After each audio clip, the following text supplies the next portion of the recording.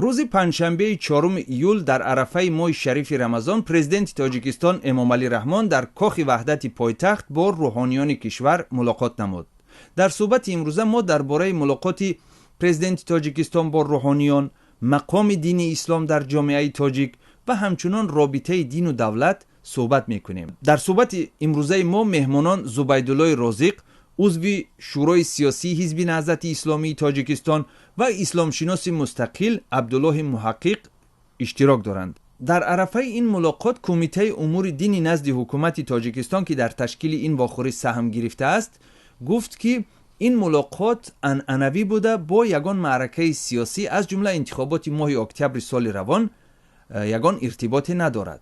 اگر ارتباط نداشته باشد پس چرا در این باره صحبت کردند؟ میخواهم در این باره نظری ابتدا زبیدالله رازق را بشنویم. بسم الله الرحمن الرحیم.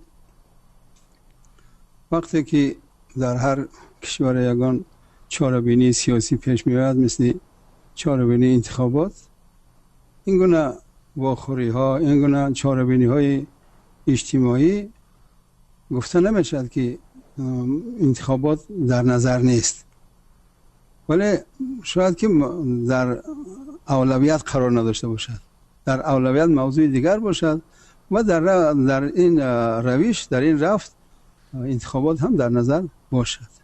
شما در این باره چی میگوید محترم عبدالله محقق؟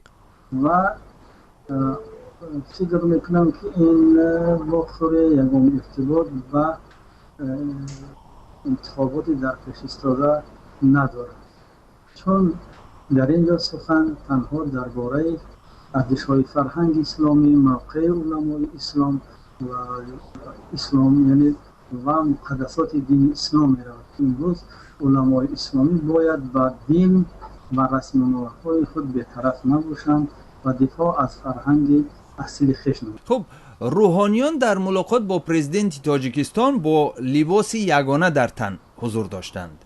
همچنان گفته می شود که پرزیدنت کشور به کمیته دین دستور داده است که معاش امام خطیب ها را حل کند.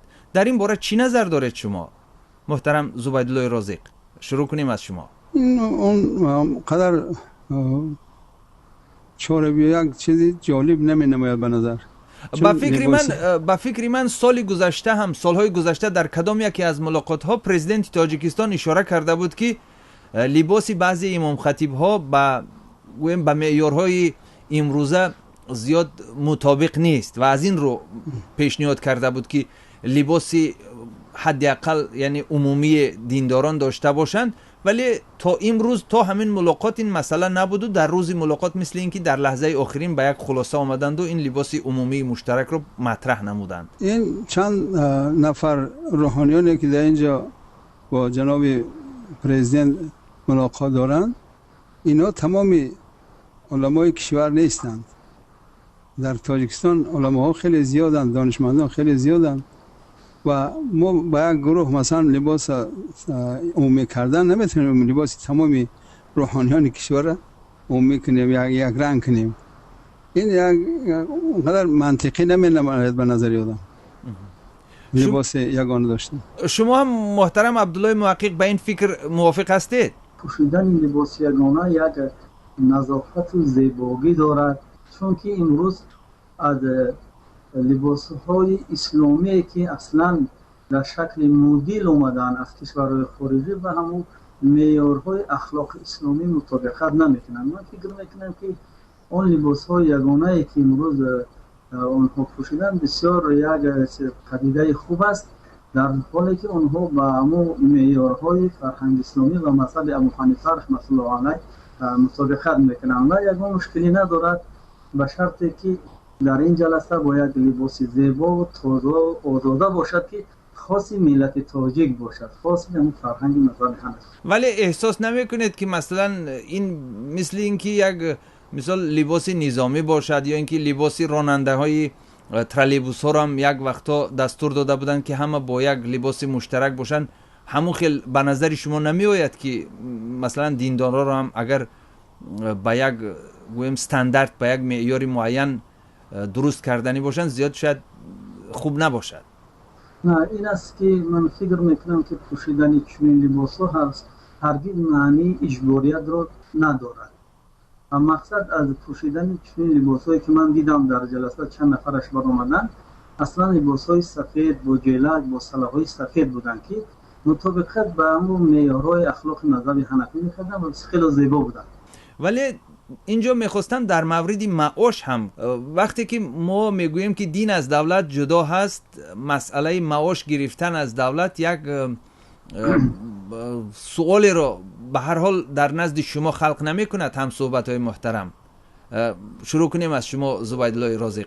من اصلا اینجا موافقت رو نمی بینم که دولت دنیوی چگونه به کارمندان دینی معاش میدهد. اگر ولی ببخشید استاد، من مثال عادی میارم. در آلمان، در جمهوری فدرالی آلمان که یکی از کشورهای دموکراتی عالم است، امروز هر نفری که خود را پیروی کدام یکی از دینها مینویسد در دستوری، در حجتهایش، از معاش او فایز معین، درصد معین به حساب دولت همچون اندازی دینی می رود و این اندازی دینی بعداً معاش خادمان مسجدها و کلیساها و پولی است که برای بنیاد مسجدها، کلیساها، کنیسه‌ها و عموماً جایهای طاعت و عبادت مصرف می شود. و آلمان هم دولت دموکراتی است. درست است، دولت دموکراتی است آلمان یا که مثلا فرانسه، دیگر دولت ها، اما دنیویتی آنها دنیویتی آشتی ناپذیر نیست. یعنی دنیویتی چی میگیم، با دین آشتی ناپذیر نیست. دنیویتی که در کشور ما است خیلی تیز و تنده در مناسبت با دین داران. به خاطر همین این چیز موافقت نمیکند. اگر رفت از حساب مساجد باشد، مثلا در بسیار کشورهای مسلمانشین هستند دولت‌هایی که دنیوی نیستند، اما با همون ساختار خودشان یک در حکومت‌هاشون وزارت اوقاف دارند که مردم خیریه هایی که دارند و درآمدهایی که از مساجد میشد در وزارت اوقاف جمع میشد و از این حساب مثلا بودجه وزارت اوقاف با امام خطیب‌ها و با کارمندان مساجد معاش معین میکنند، معاش میتیند. هر حال مثلا وقتی که همین مسئله پای در هوا است، یعنی حل دقیق ندارد، شاید فردا مثلا یگان گویم جنایتکاری سردرآمد یک امام خطیب رو یا چند امام خطیب رو با پول و سرمایه تامین کند و بعد گویم نفوذ اون زیاد شود، نه دولت. یعنی باز هم خطر به دولت، خطر به جامعه احساس می شود در این وضعیت. نفوذ آنها الان هم بالای امام خطیبا زیاد است. اونایی که پول دارند و مبلغ زیاد دارند و خیر سخاوت میکنند به نام صدقه و به نام خیریه به امام خطیبا و کارمندان مساجد یا به مساجد میدهند. اونا الکی مثلا گپی اونها برای امام خطیبا در گذر است، گپی اونها را اینا قبول نکرده نمیتونن. ولی بهتر نیست که نسبت به اونا مثلا امام خطیبا به دولت تابع باشند یا نفوذ دولت روی اونا بیشتر باشد نسبت به اون که یک نفری پولدار که سرچشمه پولش هم بعضن یا شاید معلوم نباشد. خب درست، این امام خطیبا خواه از دولت مثلا از حکومت معاش میگیرن نمیگیرن، نفوذ حکومت بالای اونا خیلی زیاد است. اونا امروز مشاهده میشد که بالای امام خطیب‌ها کارمندان رسمی مساجد نفوذ حکومت خیلی زیاد است. محترم عبدالله محقق، ما طوری که گفتیم دولت در تاجیکستان دولت دنیوی است و دین از دولت جدا، ولی کوشش‌هایی که می‌بینیم مثل اینکه یک دین و دینداران را به یک جناح کمک رسان حکومت و دولت تبدیل دادنی هستند. آیا با ساخت دولتداری و سرقانون امروزه ما همین موقع، همین گویم اقدام ها مطابقت دارد؟ اگر امروز این نقطه مهمه که امروز با امام صاحب خطیب ها جدا معاش میدن، یک پدیده خوب است که دولت دموکراتی دنیوی با مسلمانان یک عمل خیر و پیش گرفت. این هرگز معنی رو ندارد که ایدئولوژی دولت رو بر سر امام خطیب ها تحمیل میکنه. ولی ببخشید محترم عبدالله محقق، در اینجا سوالی هم مثلا اگر ما روسیه رو مثال بگیریم، ما بسیار وقت مقایسه میکنیم، در روسیه نفوذ دولت روی دینداران خیلی زیاد است، خیلی زیاد است و عموما یک مثل شعبه حکومت شده باشد بعضا در بعضی مسئله ها. و از این چیز موقع دین، موقع روحانیان در جامعه بعضا لطمه شدید میخورد.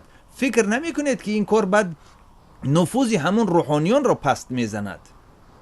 نه اصلا هدف از فکر میکنم هدف اصلی از این است که در تاجیکستان دین تمام کارمندان مقامات دولتی و حاکمیت اجرایی هم مسلمان هستند. ولی مسلمان بودن معنی آن را ندارد که آنها طرفدار ساختی دنیوی هستند یا بله به همین خاطر گفتم که در اینجا ما می‌بینیم که اتحادیه دینی از دولت جدا هستند، نه دین. چون که اگر دین واقعا جدا باشد، شخص مسلمان همچون دیندار نمیتونه که در مقامات دولتی کار کند. فقط اتحادیه دینی جدا هستند و در برابر یک مسلمان در اتحادیه دینی دیگه نماینده دین و رسم و اینها هستند، یا مثلا اصحاب مسیحیت، صلیبی ها و شهیدان ها دعوا ایده های این رو دارد و در قانونگذاری اینها را نشان داده شده است. برای همین اگر برای امام سرخطیب ها از حساب اما بودجه دولت است که امروز تنهای پیشنهاد است تا کارکردش مولکسه گفتن نمیتونیم، این یک عمل خیر است که یعنی که خود دولت و مسلمان ها نیت خیر و حسنه دارد و در نوبت دیگر نوبسته که ساختار دولتی و دموکراتی است، هر یک شهروند تاجیک و مسلمان و نسبت دولت خود یک نظر نیک و حسنه داشته باشد. محترم عبدالله، من همینجا میخواستم صحبتمون رو در مسئله رویدادهای مصر ادامه دهیم. روز چهارشنبه رسا یک سال پس از گویم ریاست جمهوری محمد مرسی، نظامیان مجبور شدند که سرقانون این کشور را موقتا متوقف نموده پرزیدنت کشور را برکنار کنند. یعنی پرزیدنت اسلامگرا بعد یک سال ریاست جمهوری ناکام گشت. محترم زبیدالله رازق، شما همین عمل را چگونه شرح میدهید؟ کم تجربگی مرسی بود و یا اینکه عملی که دیروز هم در برنامه‌های ما نشر شده بود و شارحان میگفتند که مرسی در اخوانیزاسیای مصر ناکام شد، کدام یکی از این فکرها به شما نزدیکتر است؟ نه اینش نه آنش. محمد مرسی این مقام سر خود اشغال نکرده بود، از قواهای مسلح هم استفاده نکرده بود، مردم رو انتخاب کرده بودن. یک پرزیدنتی رئیس جمهوری قانونی کشور بود، لیکن از همون روزی که انتخاب شد تمام نیروهای مخالفی که قرار داشتن همون حزبای دیگری که ضد اسلامی هستند، اونها با کمک خارجی های نگاه کنید که ولی ببخشید همین امروز این تبادلات حربی از دیگه جز تبادلات حربی چیز دیگر نیست. بله این تبادلات حربی است، ولی ما هم میگوییم که اگر تلویزیون ها را تماشا کنیم، حالا بسیاری از مردم میگویند که ما مسلمان هستیم ولی اخوانی نیستیم و آنها پرزیدنت را با آن متهم میکنند که اون کشور را به دست اخوان المسلمین سپرد. این است هیچ عقد نداره. خیلی اخوان المسلمین سپرد. در اونجا حزب نور بود، دیگر حزبا بودن، حتی از مسیحی ها با در حکومت شریک بودن، همه قشرها در حکومت شرکت داشتن. یگان اخوانیزاسی شدگی نیست. و محترم عبدالله محقق، در صفحه فیسبوک خود خیلی شما از طرف از پرزیدنت مرسی طرفداری کرده اید. میخواستم نظر شما را یک کمی شرح میدادید، چرا طرفداری دارید از پرزیدنت مرسی؟ من از مرسی طرفداری نکردم از شخصیتش، اما از قانونگذاری که در مصر هست و جناب آقای مرسی، محمد مرسی توسط رای‌پرسی اون خلقی مردم مصر سر قدرت آمد، یعنی با مقام پرزیدنتی مشرف شد.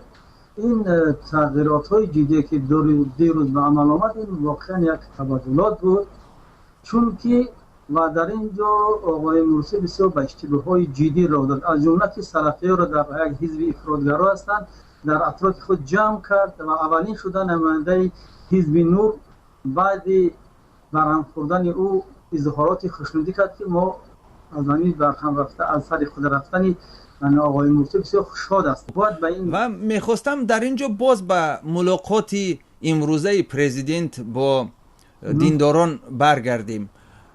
شما هم صحبت‌های محترم در این ملاقات نبودید، ولی چی انتظار دارید از همین ملاقات؟ شروع کنیم از شما استاد زبیدالله رازق. همینقدر گفته میتونم که جناب پرزیدنت در برابر روحانی‌های کشور مسئولیت خودش در نزد خدا انجام داد، گویا که چون واخورد باید اینا همه عرض و شکایت و همه مثلا دردی مردم دیندار باید در اینجا بیان کنند. اگر اینها بیان نکنند خودی روحانیان داملهای کشور، خطیبهای کشور عیب در اونها است. در این روز هم نزد مسلمان ها جواب میدن، در روز قیامت هم در نزد خدا جواب میدن اگر که مسئولیت خودشان یعنی همچنانی که باید انجام داده نتونند. اگر ما از پرزیدنت سر کرده تا میدترین شهروند کشور اگر ما بخوایم که زندگی ما بهتر باشد، همه جناب پرزیدنت یک صفحه فیسبوکی همه راستکی به یگان جا تحریر نشده اگر که وای داشته باشند، هر روز مثلا اقلا هر هفته یک ساعت وقت خودشون در همونجا صرف کنند و درد جوانها رو یک روز بشنوند، دردی مثلا اهل دین رو یک روز بشنوند، درد خواهرها رو مثلا خانم ها رو یک روز بشنوند، دردی مثلا حکومت مثلا مسئولین حکومت‌های محلی و سطح میانه حکومت رو بشنوند. اگر به واسطه علاقه به واسطه داشته باشند، اگر این نور علی نور میشد. تشکر. محترم عبدالله محقق، شما چی انتظار دارید از این ملاقات؟ ما باوری کامل دارم که بعد این واخری مدت چند در انتظار است که کتاب معرفت اسلامی باز هم فنی درسی در مکتب‌های تحصیلات همگانی درس داده شود، چون که وقتی خواننده از معرفت اسلامی برخوردار میشود و گروه‌های افراطگرا و دین‌های که ماهیت تروریستی دارند نمیگروند. از همین لحاظ این واقعی بسیار یک پدیده خوب است. تشکر از همصحبت‌های ما زبیدالله رازق، عضو شورای سیاسی حزب نهضت اسلامی، و تشکر از عبدالله محقق، اسلام شناسی مستقل که در صحبت ما اشتراک داشتند. واقعا خیلی هم خبر خوش است که روحانیان بعد سالهای فشار و تعقیب امروز در قصر ریاست جمهوری و از طرف پرزیدنت کشور به حضور پذیرفته می شوند و به فکر من این پدیده خیلی هم پدیده خوش است تا همان زمانی که روحانیان به یک وسیله در مبارزه های سیاسی تبدیل نیابند. تشکر از شما. خدا حافظ.